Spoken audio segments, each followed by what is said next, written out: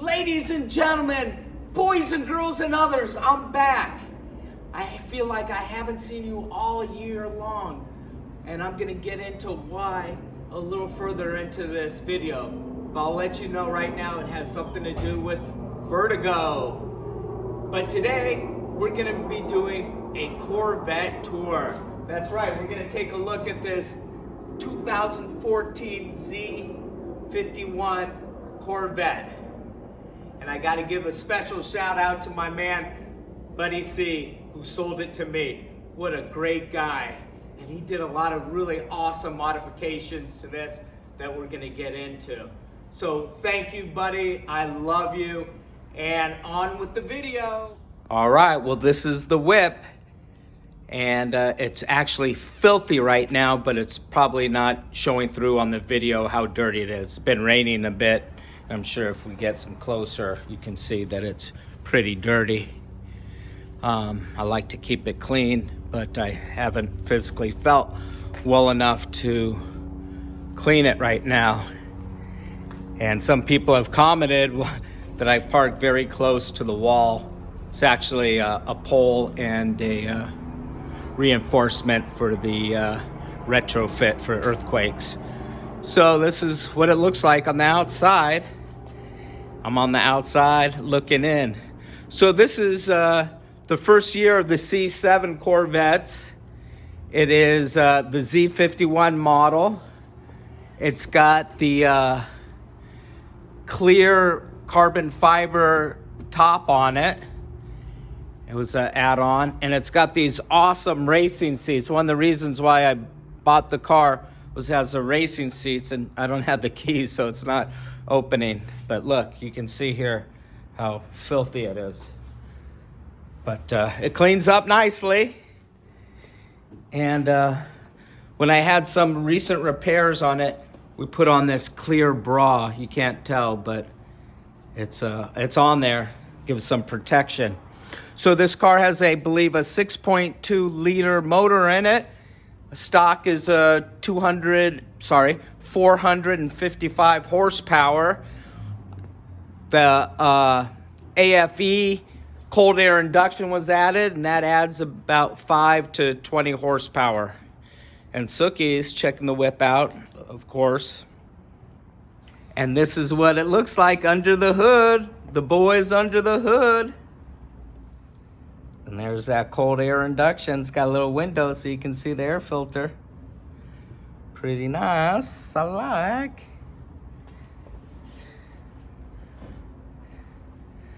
And we got the hood open. Let's see what happens with the trunk open. Oh, there's Suki. Ah, Suki. She thought we were going to the park, but we didn't. And let's see, I think under here, somewhere, I might have the original tag on it, the sticker. Look at that. And that's what the sticker looks like. I don't know if you can see any of that, but I got that. And another thing I neglected to tell you guys, this car has something called magnetic ride control. The shock absorbers have computers on it, and they do 1,000 calculations per second. So that gives you a really nice ride. And, well, we got a lot of stuff open here on here.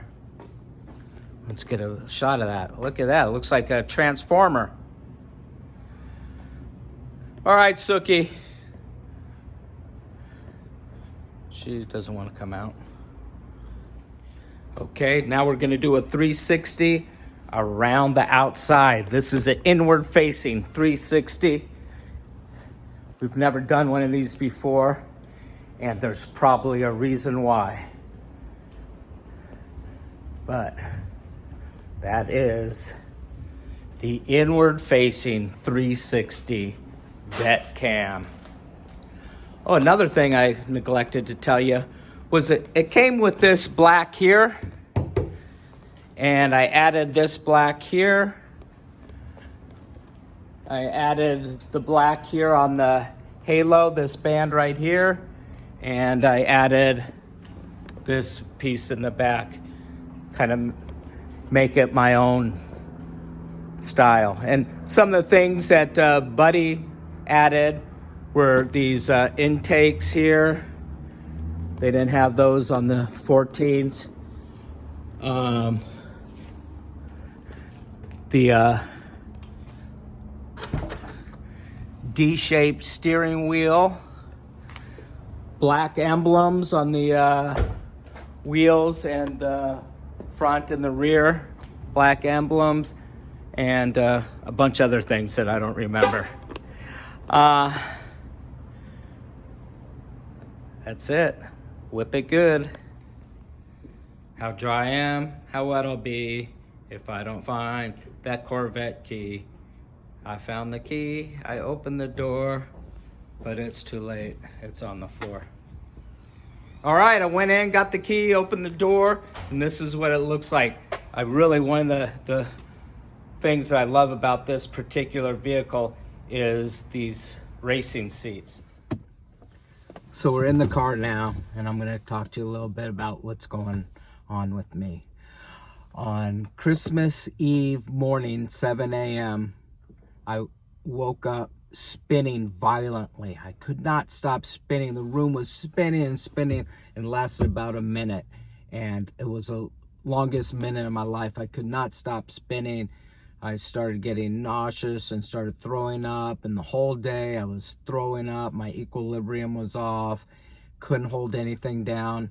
And around 11 o'clock at night, I called German in Venice and asked him to take me to the hospital, and of course he did. What a great guy. Shout out to German Mike for helping to save my life.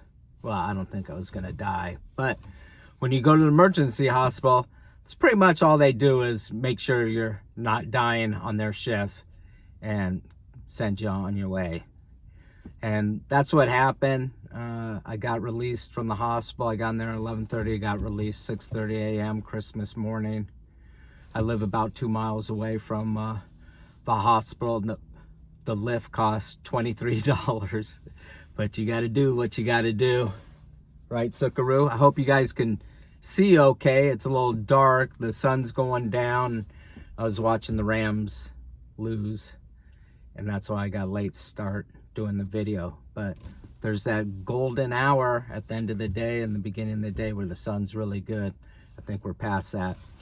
So I miss Christmas and I miss New Year's, and I'm really trying to do a video every Sunday, and I just haven't been feeling good. I'm still a little nauseous and a little, my equilibrium's a little bit off, and I'm trying to get into the neurologist to see what I can do.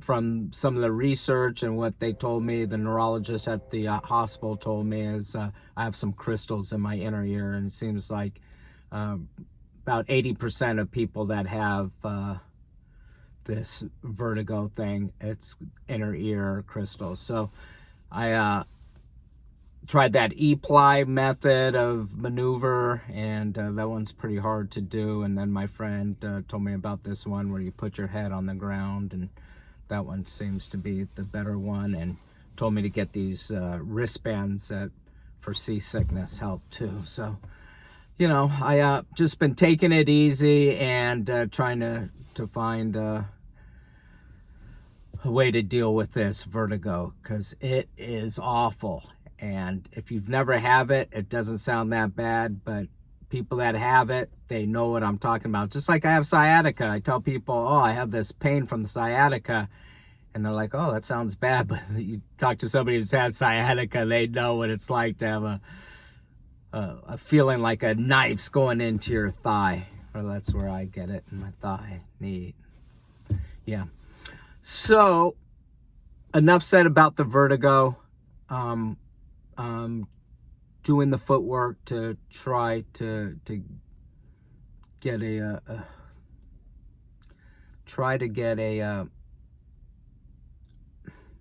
hold on things. Yeah, sorry. I was doing good up till then. So this is going to be cut out. So that's it for talking about vertigo. I'm going to talk more about the car, I think. And what can I tell you about this car other than I love it? It's the best thing I ever did was buy this car. I had a Camaro before this, which I loved. But then I saw these new Vettes, and well, it's not new now. They have a mid-engine one.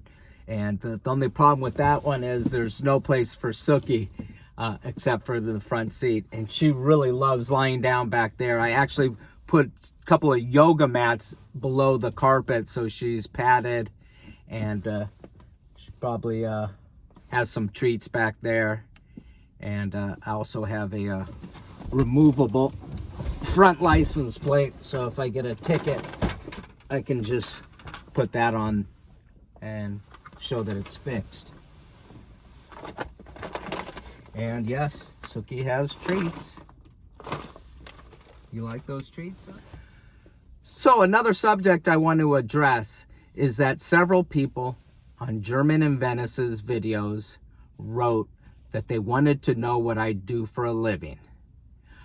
I think I addressed this in another one of my videos, but I'll just reiterate that I was a studio projectionist for 33 years. I worked at Disney Studios for like 5 years full time.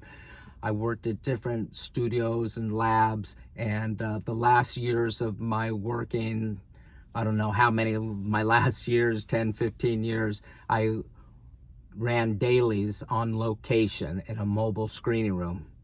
And I also showed movies at a producer's home on the weekends. And big shout out to Larry, awesome guy. He was just like a second father to me. And I had a great career, and I've been retired now for almost 10 years because most everything has gone digital.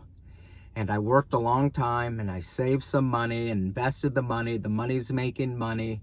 I have a wonderful rent control apartment. I never got married, never had any kids. So I have enough money to live off of. And apparently pretty nicely, but yeah. Apparently pretty nicely. Yes, I have a nice car and a nice van and a nice dog. So I'm pretty happy with my life, but I'm not like a big baller, you know. So another thing I want to address is what kind of channel do I want to have? Well, I want to have an adventure channel, a van life channel where me and Suki go out in a van and explore different things. And, you know, I've been taking you around to some local places. And, you know, right now the gas prices are so high, and, you know, with all the mask and quarantine stuff, I don't feel super safe going to a lot of places. But hopefully we'll get more into it. And, you know, maybe me and Suki will just go out in the mountains by ourselves and do a little camping in the van. I think that's a pretty good idea. And I think I'm possibly going to be going to Las Vegas this weekend. So hopefully we're going to have a Las Vegas vlog. And I really don't know what else to talk about. You saw the vet. You saw Suki. And you saw that I had vertigo. Maybe I got it from looking at this suit. Who knows? But thank you guys for watching. And this was just kind of like an update video to tell you guys what's going on with me. So with that said, you know how I'm going to end it. With the cowabunga and the palm to the cam. There it is. Bam.